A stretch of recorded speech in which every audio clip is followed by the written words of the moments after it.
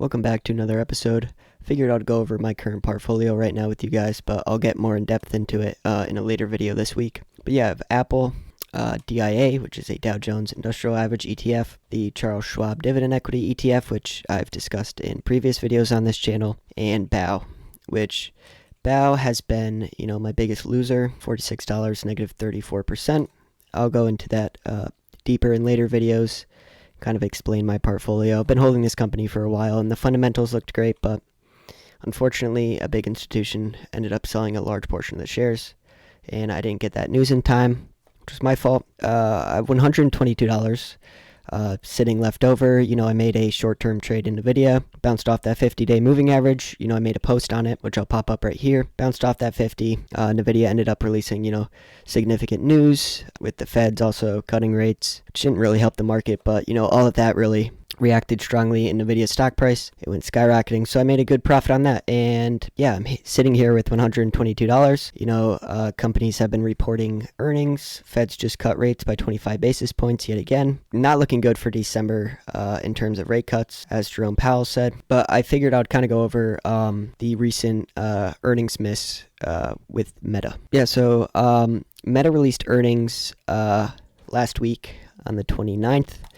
And they had a significant EPS miss from what analysts were estimating. But yeah, we can see the stock price went down pretty severely. And, this EPS miss and this last quarter's results really showed some signs of weakening for Meta. I figured I'd go over some of the main products for Meta. So they launched the Meta AI app. It includes a Discover feed, a place to share and explore how others are using AI. It's now the companion app for AI glasses. And yeah, in terms of AI, this is a really good app for Meta, kind of the same interface as a lot of the other AI apps, Gemini, OpenAI. Yeah, so I guess we can kind of dive deeper into, Meta's quarter 3 results. So EPS was a significant miss, 1.05. The previous quarter was 7.14, so negative 83% year over year, and then a negative 85.3% EPS miss. See that their net income decreased pretty significantly by 83%, which is certainly not a good thing. And I noted that, this was primarily due to, R&D being high, which is given, with the big, beautiful bill.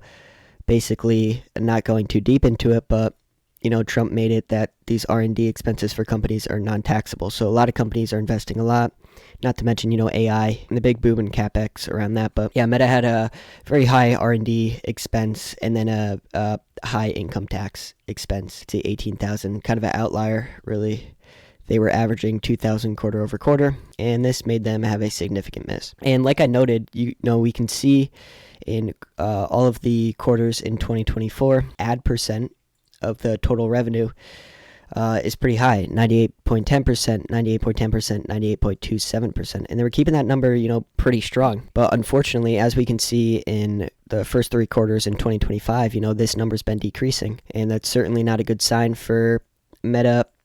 In any case, this is their primary revenue. And if it's decreasing, they're going to be lagging pretty severely. So definitely interested to see, what quarter 4 of 2025 has in tail for us. On a annual basis, Meta hasn't been doing that badly. They're still increasing their revenue. Let's see, year over year. Important to note, though, in 2022, they had that very lackluster year. Didn't increase revenue that well. And then, they had their net income decrease. Seen 2024, pretty back on track with their net income year over year growth, 59%. Revenue year over year, 22%, and EPS year over year, 60%. Now, unfortunately, with this very poor quarter and them having one more quarter left, I calculated their trailing 12 months in terms of revenue. They're pretty on track. I definitely think they'll, increase it from the previous year. Now, a very lagging trailing 12 months EPS. And this certainly isn't a good thing. Institutional investors love to say that stock prices go up if EPSs go up.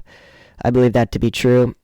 And that lagging EPS is certainly not a good thing for the rest of the year in 2025. Also important to note that they have a significant lagging net income.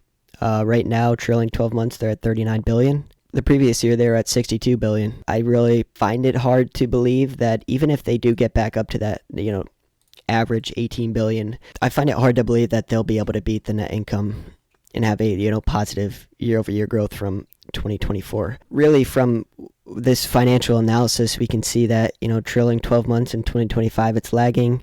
The stock price has been going down, and a lot of analysts are actually giving this a buy rating. Right now, I really don't think it's a buy rating. I definitely think you could buy the stock and it will go up in the long term, and it's not a bad idea to buy it right now. I don't think it's a strong buy by any means. You've got that severe correction that they saw from their last quarter miss, and they've kind of rebalanced their valuation a little bit compared to some of the other Mag 7 companies. But I think it's going to take a little bit for them to kind of regain their bearings, and I definitely don't think that the stock price will go up for a good amount of time. So yeah, I mean, overall, PE forward 24.08, it's pretty strong.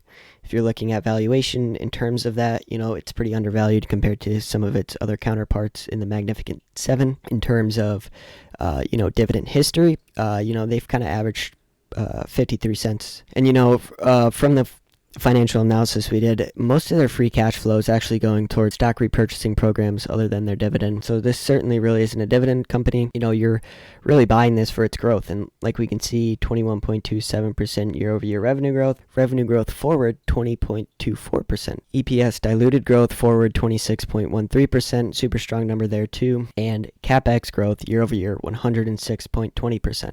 So they're putting a lot of their money into, capital expenditures and really trying to gain an edge on, future developments in the company, whether that be, a deal with OpenAI, maybe eventually, most likely. I'm sure that's in the workings. But really, further developing, their different business operations, and I think really focusing more on AI in the future of that. So I decided to compare them to Apple, Google, and Microsoft. So we can see, their price return year to date. Meta's been kind of lagging. So is Apple. Apple had a pretty severe correction after that, tariff reliefs and Liberation Day. Meta's a little bit ahead of Apple right now. I think Apple will definitely get a gain over them though year to date. And Apple actually just recently hit that 4 trillion market cap, but Google and Microsoft have been, playing a pretty significant role. And finally, for really the last valuation I'm going to do in this company, and I'm not going to do a DCF, I don't think it's really feasible, but, Meta is sitting at a 28.18 PE gap. This is really the lowest. Google's pretty low too, which I'm going to make a video on them soon. It's a great buy right now. Microsoft 36.77, Apple 36.07. So out of, these three other companies in the Mag 7, they're actually quite undervalued. Then actually, if we look at, the current S&P 500 PE ratio, it's sitting at 31.79. So Meta has a lower PE ratio than the average S&P 500 PE ratio. So overall, like I said, they're lagging on some pretty, severe numbers. We'll be interested to see what they do that last quarter. Right now, you can definitely buy. You're getting it at a discount, but don't expect, a skyrocket this year by any means. I think it's going to take a lot of time to kind of rebalance them. And I'll get done with this year. It's not going to be pretty. The annual numbers won't be pretty like I showed with the trailing 12 months unless they have, an exceptional quarter for quarter 4 of 2025. But I doubt that will happen with, net income lagging, EPS lagging. Some of these things that really drive up the stock price fundamentally. Maybe, if this continues to drop, it continues to rebalance itself. Another buying opportunity, continue to build up shares in the company.